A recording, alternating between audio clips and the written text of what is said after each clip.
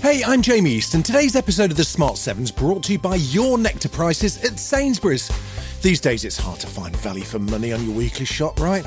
Well, maybe you're doing it wrong. You need to unlock the magic of your Nectar prices at Sainsbury's. Every Friday, you can unlock up to 10 personalised discounts on things you love in the Nectar app. And the best part is that while Nectar prices are for everyone, your Nectar prices are just for you. So check your Nectar app and unlock your Nectar prices to save more now.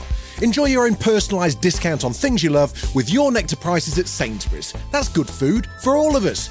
The offer's for 18 plus, Nectar app required. Unlock up to 10 Your Nectar prices weekly. Available in supermarkets, online and in locals with Smart Shop. T's and C's apply.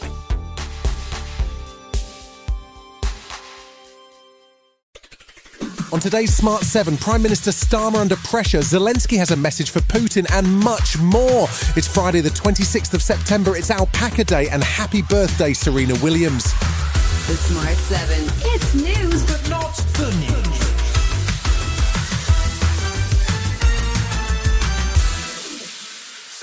This week has seen pressure mounting on Prime Minister Keir Starmer after a rush of recent scandals and consistently poor polling numbers.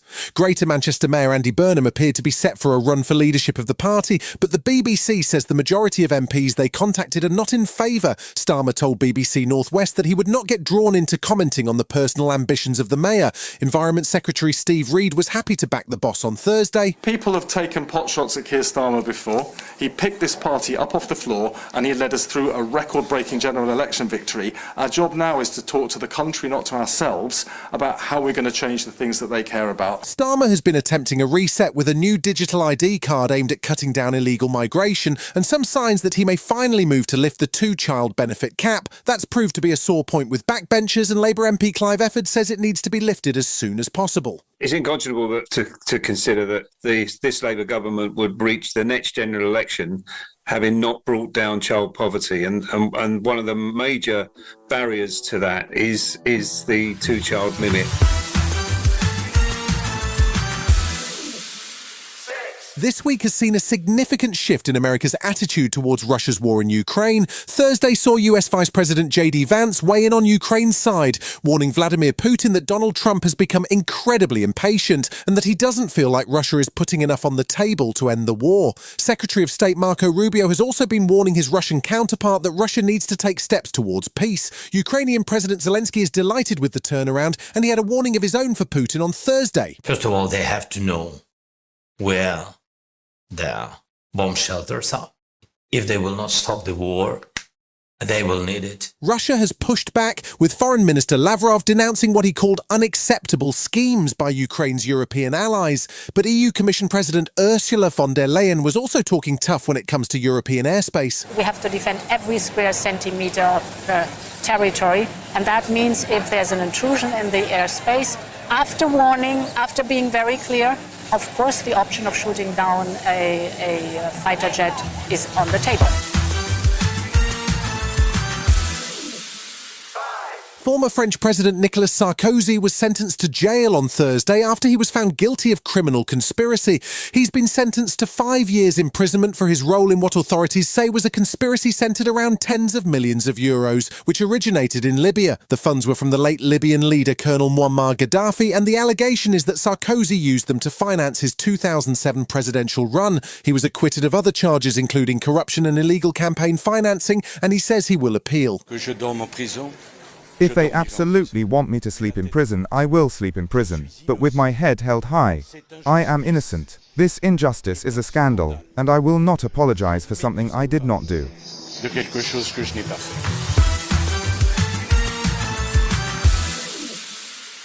Donald Trump's tariff wars haven't been in the news much recently, but he announced on Thursday that the US will use some of its tariff revenue to help bail out American farmers who have struggled to sell their soybeans and rice to international markets. That's partly in retaliation for the tariffs Trump has piled onto economies around the world, with Brazil struggling to cope with a 50% tariff on everything it exports to the US. Trump slapped the tariff on as a punishment for what he saw as the mistreatment of previous Brazilian President Bolsonaro, who has been sentenced to 27 years in jail for planning a coup. Brazil's current president Lula da Silva is hoping that after a meeting at the UN this week, there's some hope of re-establishing normal relations. I'm convinced that some of President Trump's decisions were driven by the quality of information he had regarding Brazil. When he has the right information, I think he can easily change his position, just as Brazil can change its position.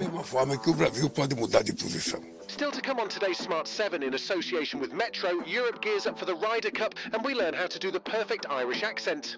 Right after this. Hey, it's Jamie East here from the Smart 7, and today's episode's brought to you by Pension Bee and their award-winning Pension Confident podcast. Getting your head around pensions might seem overwhelming, but that's where Pension Bee comes in. They're on a mission to build pension confidence. So whether you're just starting on your pension journey, you're nearing retirement, or like me, you're somewhere a little bit in between, then you should have a listen to the Pension Confident podcast. It's an award-winning podcast that digs into topics that really matter with the help of financial experts. So that could be the basics of how pensions, ISAs or mortgages work, and things like how to get started on saving for a happy retirement.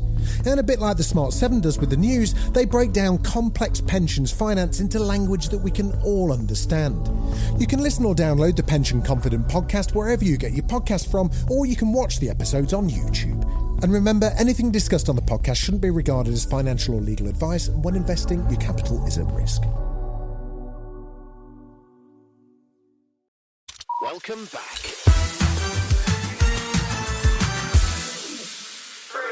There were 9 more Europa League games on Thursday night, with Rangers and Aston Villa both in action, along with the magnificently named Dutch side the Go Ahead Eagles. Rangers lost 1-0 to Belgian side Genk, while Aston Villa beat Bologna 1-0. This weekend the Ryder Cup is the main focus, as the European and American teams face off against each other in one of golf's most dramatic events. This year the contest is being played at Bethpage in New York, with Donald Trump expected to attend. The Americans will be looking for revenge for 2023, when they lost heavily to Europe in Italy, but they'll have to face almost the same team with Rory McIlroy at its centre, a man whose love for the Ryder Cup runs deep. He says he can trace it back to a specific moment in 2010. You know, and I look around and the majority of the team is crying as Sevi is talking to us. That's the embodiment of what the European Ryder Cup team is, and I think that was the moment. That conference call with Sevi in 2010 was the moment for me.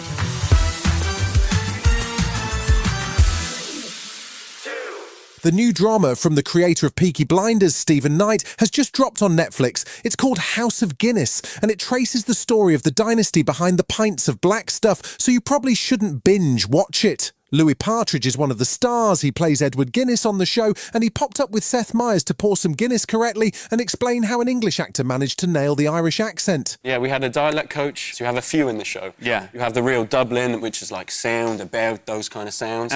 Whereas mine is more refined, it's kind of posh. It's sort of upper class, you could say. Oh, yeah. And so I had this little, something that would get me into the accent was I have a little, we called it a splashy tea. So I'd say not and but, and I'd say late night with Seth Meyers.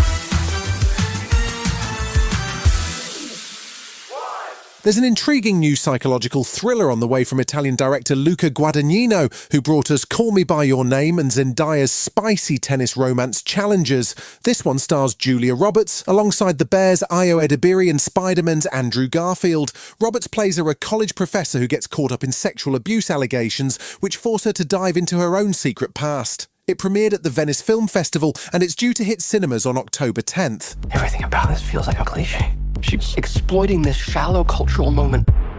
I used to think I could rely on myself, that I could trust my instincts about people, about myself. Now, I'm not so sure. I support whatever you choose. A reporter approached me.